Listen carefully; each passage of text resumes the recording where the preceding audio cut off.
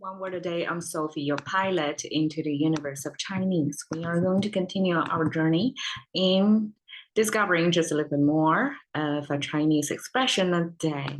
Yesterday we talked about 真心英雄, which is a song title popularized in 1993 about this struggle at a time to encourage people to overcome suffering. So that they are their own true-hearted hero, become an outstanding, I guess, figure.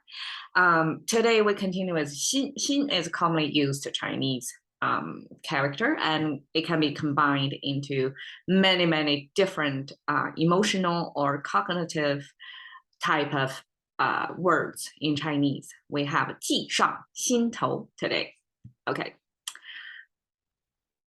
Again, let's talk about a xin.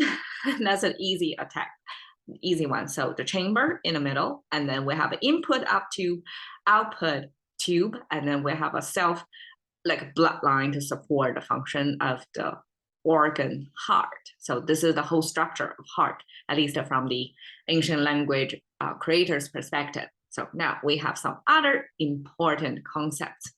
计.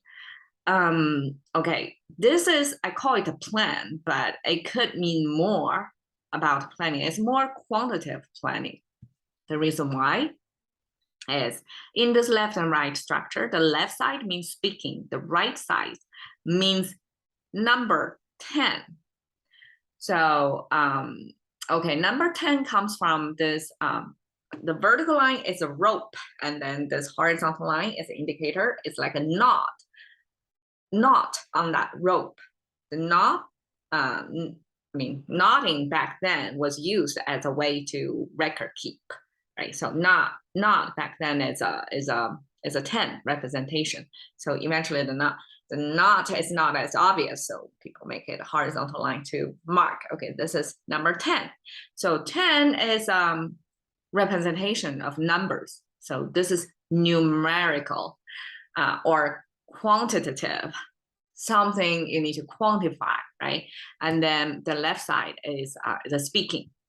So speaking have this mouth symbol, and then have this little downward tip of tongue, and then the pointer of this kind of a cross or downward arrow.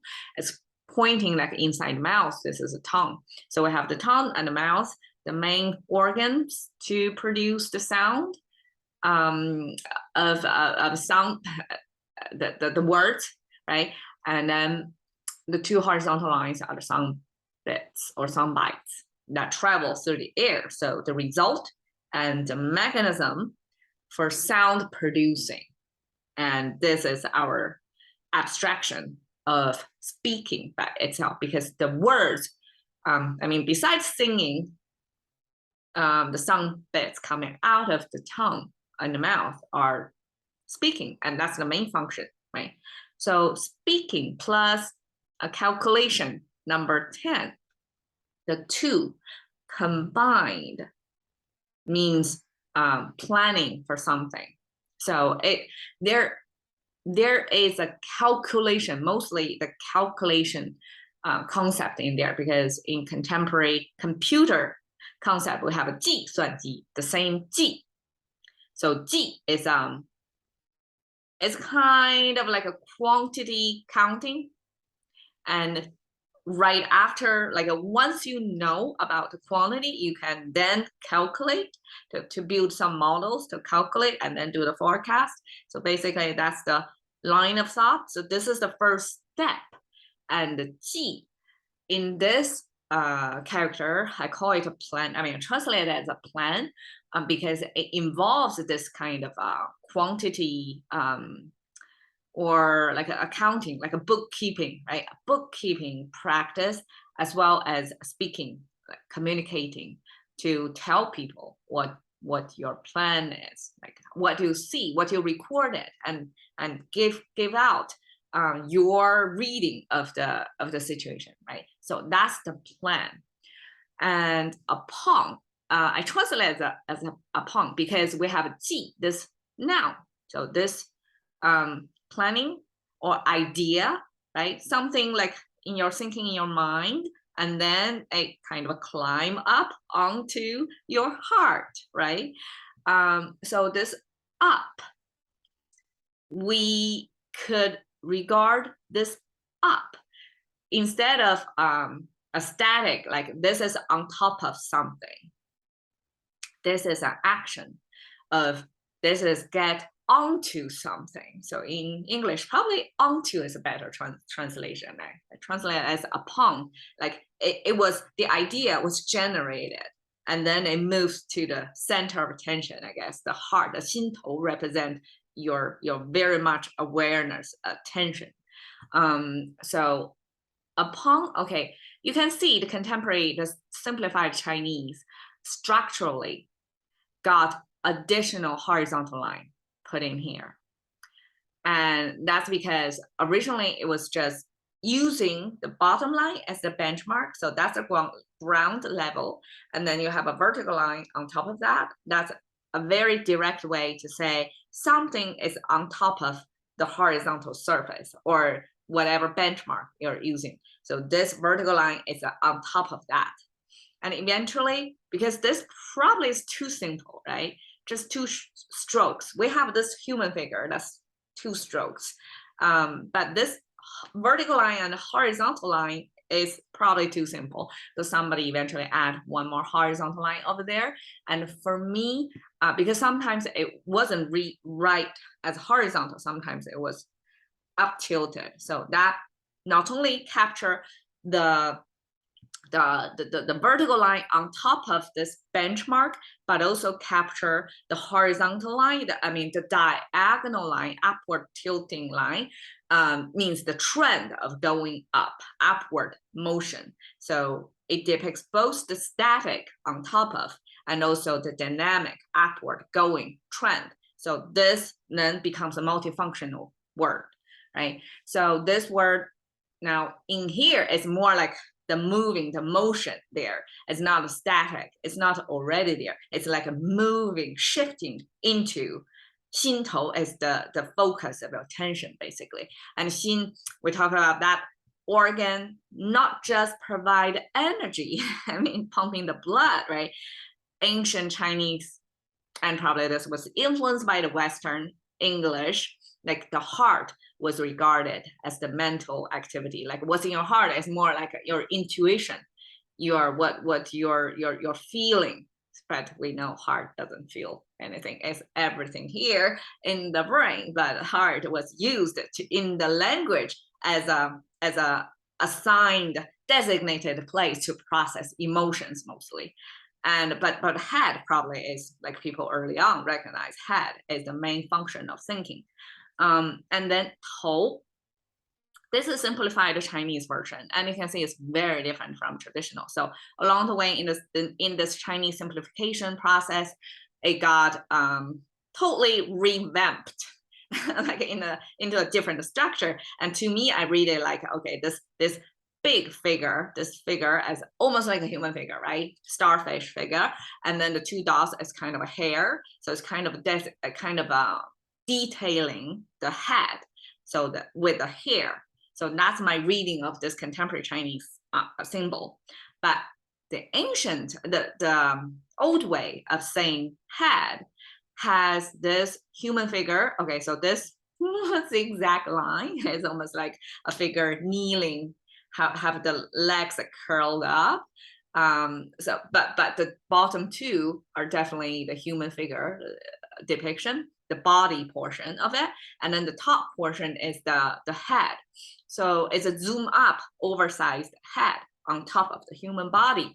The head, because this is the nose bridge and the 2 nostrils, and then the jaw lines and the whole face, right? The frame of the head. It's super simplified and it's not proportional. And that was intentionally done so that the zoom up view of that head, oversized head sitting on top of the human body. That's what the language creator want you to see. That's the head. Okay, so now we already have the head. Why we have a left side there? The left side means dou. So it was said it's a type of bean or something like that. But from the character, it looks like straightforward container with a lid. right? It looks like a pretty stiff structure over there. So some languages understander, just like me, like a generation, centuries later, try to demystify, to decode how Chinese language was coded, came up with a theory of, okay, so if it was written in this way, there is another, I mean, at least one icon to mean the head, because there are multiple ways to express what head looks like, different ways to abstract it. But now pair with this head, it means the kind of stiff head. Often, okay, the other head, we have 首, like 首长, the chief. 首长 means somebody who is the head, like hierarchy-wise. That's the brain, the head, the decision maker, that kind of head, 首. So that one got a hair on top on top of the head icon. So that is this portion, but with a hair emphasized. But here is the oversized head, the face sphere, and then plus this dough, this bean or the bean cooking device that's kind of straight symbol.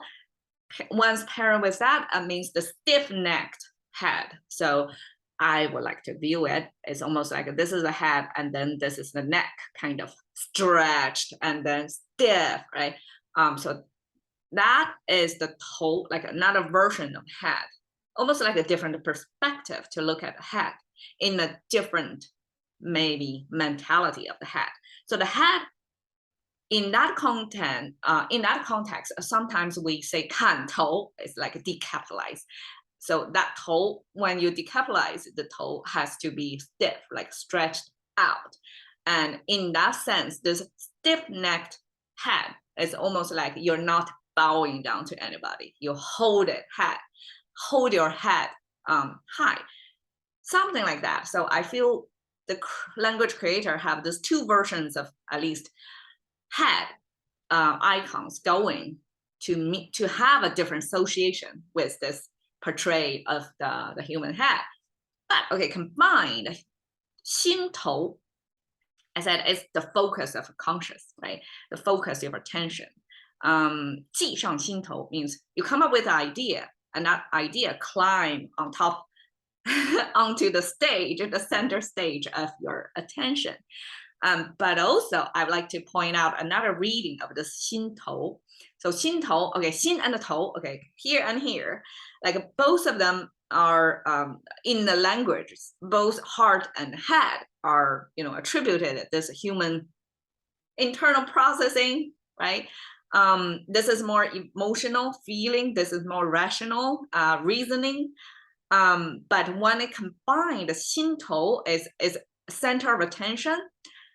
And coincidentally, the latest, I guess, in the past, I don't know, in the past few decades, like once we have the MRI to read the brain, and we kind of detect the functions of different part of the brain, how they were, how the brain is functioning, right? Different regions of the brain have different functions. So 心头 then coincide with the contemporary, the current discovery of how the brains, if 心, we use 心 as the whole brain representation, even if it's misplaced, the 心头, the top portion, it happened to be the frontal lobe of the brain, and which is the reasoning function.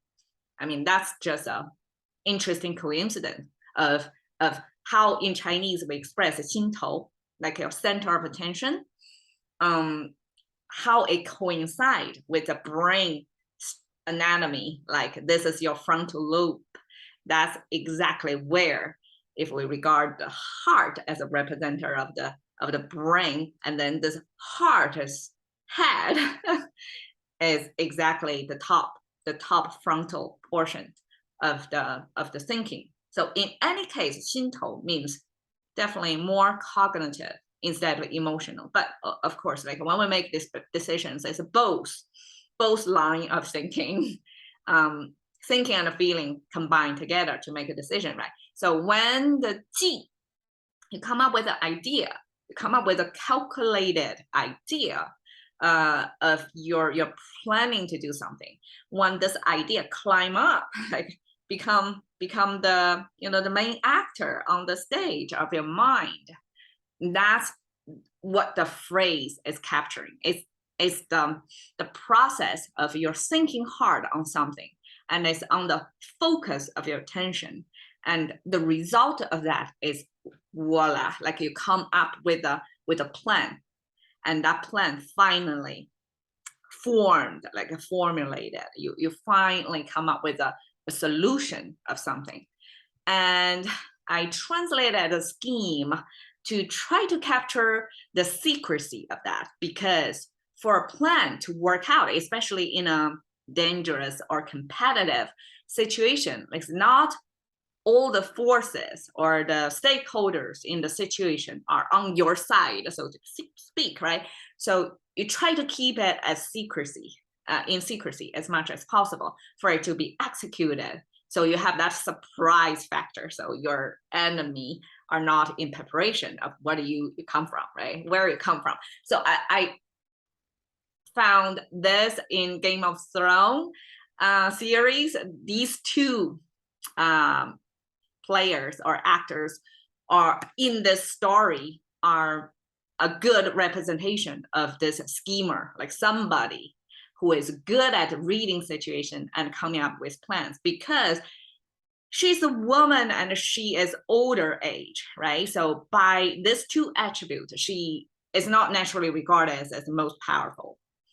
And he definitely, he's a servant, and he doesn't really have a masculinity power over there. So he was not regarded as a threat either.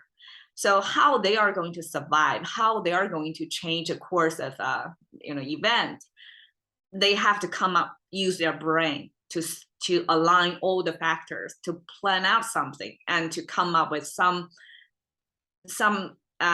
course changing actions. But they are the brain of the planner, the schemer behind the things happen. And I mean, I don't want to talk more about that, but they are a great example for what 计上心头is about. It's about coming up with a solution to a difficult situation, and through a lot of calculation, and it's on the center of your mind. And we use 心头, it's like right here. That's our 计上心头. Cash into the currency of thinking by one word a day with Sophie. See you another day.